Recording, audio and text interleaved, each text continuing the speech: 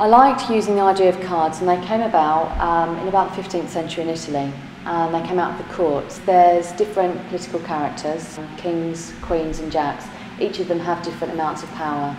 Also, there's different suits, so it's like each character is trying to get certain people on their side. You've got a very one-dimensional archetype, whereas people are multi-dimensional, and each model brings something to their character.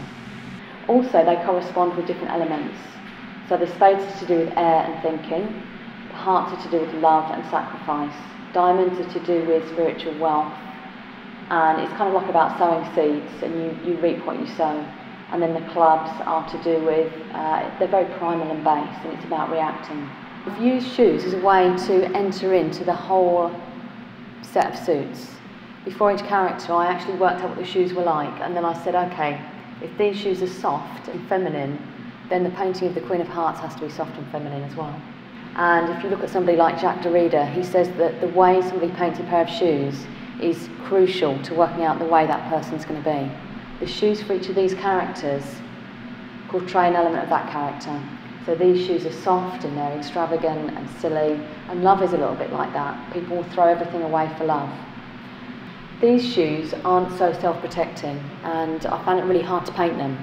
And I painted them loads and loads of times and they wouldn't work. And when I finally managed to struggle through all that and produce the final painting of the shoes, I realised that it was about fear, and I hadn't realised that when I started painting them. And I realised the key to this kind of character was that it's about courage in adversity, or finding yourself in a fearful situation, and you have to keep a steady head and you have to be able to react, and you have to be almost perform and be stronger than you are to kind of keep all the wolves at the door. My painting style has changed a lot in the last couple of years. Initially, I've got a tendency to work in impasto, which is working with very thick layers of paint, and I decided to go back to drawing and using that as a foundation for the paintings. I worked up in glazes, translucent glazes, but I felt the paintings were still a little bit too flat. Without thinking about it, I seemed to start working up in thicker layers again.